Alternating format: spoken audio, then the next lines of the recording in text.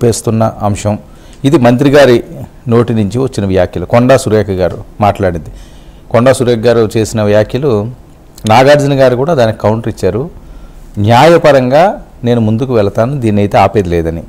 రాజకీయాల్లో తన ఫ్యామిలీని లాగడంపై ఆయన సీరియస్ అవ్వడం.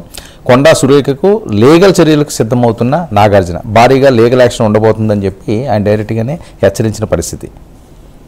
ఏంటి సురేఖ గారు ఒకసారి ఆవిడేదో నేను బేషరతుగా అని చెప్తున్నారు, బయట ఒకసారి ప్లే చేయండి అమ్మది.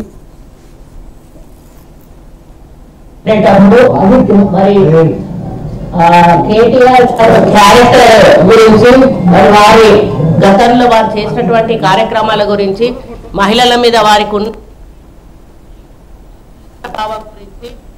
మాట్లాడుతూ మరి ఆయన నన్ను రొచ్చగొట్టే విధంగా మాట్లాడినప్పుడు నేను భావోద్వేగానికి లోనై మరి కొన్ని ఆయన మీద నేను విమర్శలు చేయాల్సిన అవసరం వచ్చింది.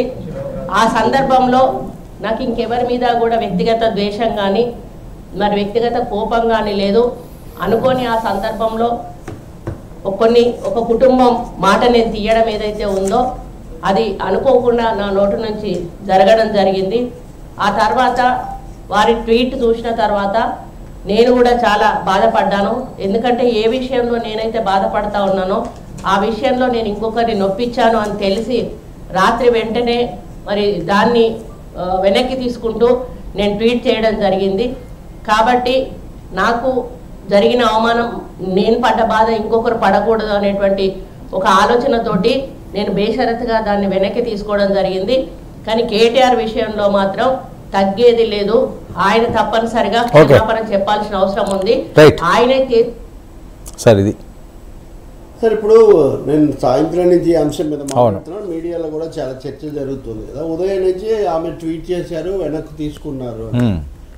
ఆమె కేవలం ఒక వ్యక్తి సమంత గురించో లేకపోతే అక్కినేని కుటుంబం గురించి మాత్రమే మాట్లాడినట్టు దాన్ని వెనక్కి తీసుకుంటున్నట్టు చెప్పడం అన్నది ఉన్న సమస్యకు అదేం పరిష్కారం సూచించదు. ఆమె చాలా విస్తృతమైనటువంటి స్థాయిలో పరిశ్రమను గురించి, పరిశ్రమలో మహిళలను గురించి ఆమె మాట్లాడారని మనం భావించాల్సి వస్తుంది. ఇప్పుడు ఆమె అన్నట్టుగా మహాభారత పద్యం సుప్రసిద్ధం. ఒరులేయవి అనరించిన నరవర అప్రియముగా తన మనంబున కగు ఒరులకు తానవి చేయకునకి. అంటే ఎవరు ఏ పని చేస్తే మనకు కష్టం కలుగుతుందో ఒరులేవి అనరించిన అవి చేయకుండా ఉండటం అది అత్యున్నత ధర్మం, అత్యుత్తమ ధర్మం. ఇంకా అంతకంటే వేరే ధర్మమే లేదు అని ఈ పద్యంలో మనకు మహాభారతం చెప్తుంది. అవి ఒరులకు అవి చేయకునికి పరాయణము పరమధర్మ పదములకు వెళ్ళను. ఇది ఆమె ఏంటి, నన్ను బాధ పెట్టారు అని అనుకుంటూ అందరూ సానుభూతి చెప్పారు. కొంతమంది బీఆర్ఎస్ వాళ్ళు కావచ్చు, కేటీఆర్ అభిమానులు కావచ్చు, కొండా సురేఖ మీద బాధాకరమైన లేదా అసభ్యమైన ట్వీట్లు, కామెంట్స్, పోస్టులు పెట్టారు. దాన్ని అందరూ ఖండించారు. హరీష్ రావు కూడా ఖండించారు. కాదు కేటీఆర్ కూడా ఖండించారని బయలుదేరారు. ఓకే, ఆయన ఖండిస్తారా లేదా అసలు వివాదమే వాళ్ళిద్దరి మధ్యలో. కానీ దాన్ని ఆధారం చేసుకొని పరిశ్రమలోకి వెళ్ళిపోయి అసలు ఇంతవరకు వర్మ మీరు కూడా చాలా కాలం మీడియాలో ఉన్నారు కదా, ఒక విడిపోయిన ఒక సెలబ్రిటీ ఫ్యామిలీకి సంబంధించిన జంట దానికి పలానా వాళ్ళు కారణమని మీడియాలో పెట్టడం అన్నది ఎవరి గౌరవం? అవును. అలాగే వాళ్ళ వ్యక్తిగతమైన విషయము, వాళ్ళ ప్రైవసీకి ఆంతరంగికమైన దాన్ని ఎలా భగ్నం చేస్తారు మీరు? ఇప్పుడు ఆమె ఇస్తున్న వివరణ ఏంటి అంటే, నేను కూడా బాధపడ్డాను, ఉద్వేగానికి గురయ్యాను, అనుకోకుండా వచ్చింది. అనుకోకుండా ఎలా వస్తుందండి? అనుకోకుండా రావడానికి మీరేమైనా సామాన్యులా? అవును. మీరు రాజ్యాంగ పదవిలో ఉన్నటువంటి మంత్రి గారు, సీనియర్ కూడా బాగా. ఇంకోటి షీజ్ ఎ ఫైటర్ ఆల్సో. కూడా గట్టిగా నిలబడి అనేక ఢక్కాముక్కీలు తిని వచ్చిన వాళ్ళు చాలా కాలంగా తెలుసు. కాబట్టి ఆ చేసుకున్న సవరణ ఏదో సంపూర్ణంగా చేసుకొని ఉంటే చాలా బాగుండేది. మళ్ళీ కేవలం సమంతకు ఒకరికే, సమంతకు మటుకే చెప్తే మరి మీరు ఇంకొక రకుల్ ప్రీత్ సింగ్కి ఎవరు చెప్పాలి? పరిశ్రమలో కేటీఆర్ చాలా మందికి మాదక ద్రవ్యాలు అలవాటు చేసి అని చెప్పారు. వాళ్ళు ఎవరు? అవును. ఇవన్నీ ఏం ఆరోపణలు? అసలు ఒక మంత్రి గారి దగ్గర నేను మాట్లాడుతున్నప్పుడు నేను 3 రకాల అభ్యంతరాలు చెప్పాను. మొదటిది, ఒక మహిళా మంత్రిగా మహిళల మీద మీకు ఏమైనా అభిప్రాయాలు ఉంటే మీరు మహిళా కమిషన్కు చెప్పి ఉండాల్సింది.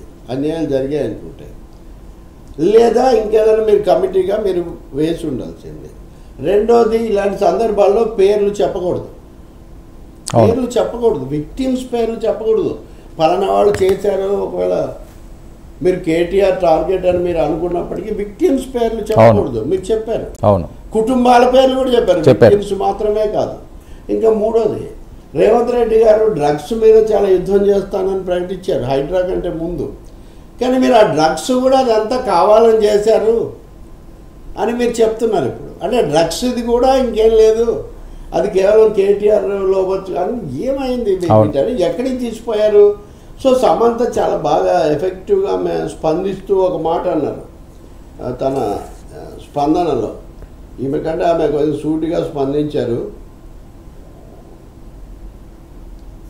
I hope you realize that your words carry significant weight as a minister.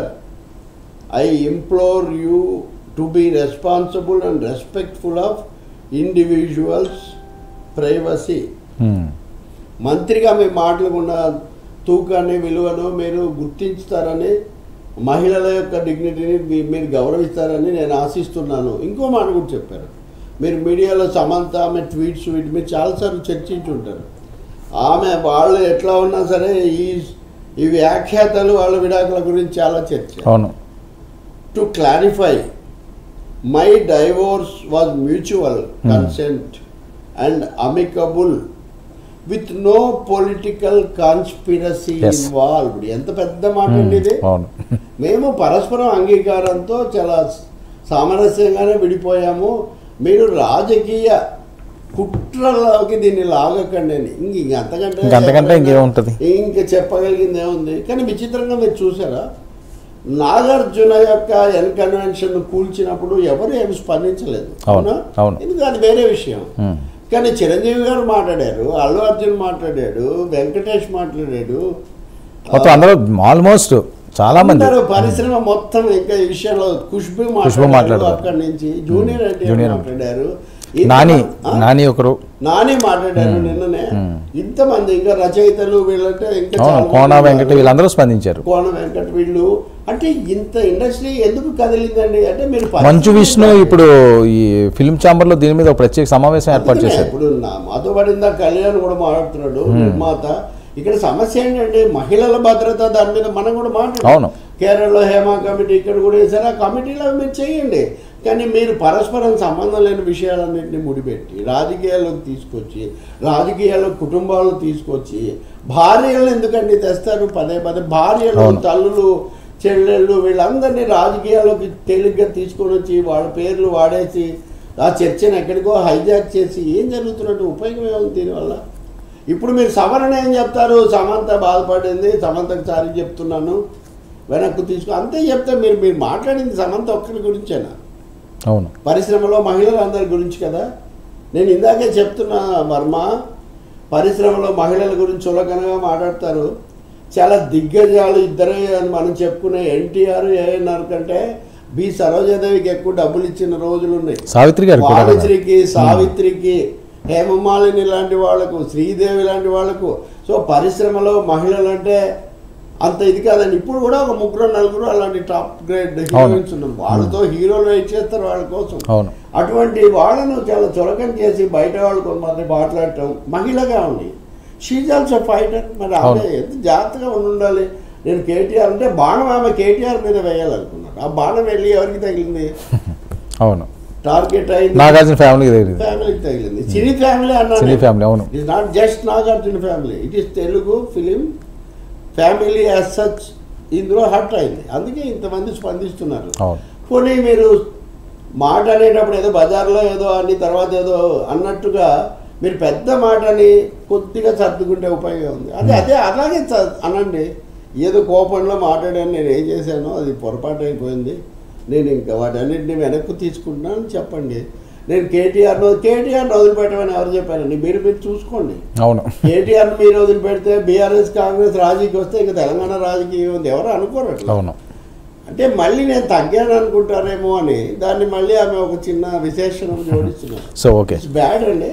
ఇంకొకటి చెప్పాలి మీకు, అయితే మహేష్ కుమార్ గౌడ్ పిసిసి PCC అధ్యక్షుడు అధ్యక్షుడు. ఒక విజ్ఞప్తి చేశాడు, ఇంతటితో ఈ విషయాన్ని ముగించండి, ఆమెను వదిలిపెట్టండి. నేను చెప్తుంది ముగించడం ఆమె చేతుల్లో ఉంది. పరిశ్రమలో చాలా మంది క్షమాపణలు అడిగారు, ఇంకొంతమంది ఇంకా కొంచెం దూరం వెళ్ళారు. మీరు వర్మ వేరే వర్మ కూడా కాబట్టి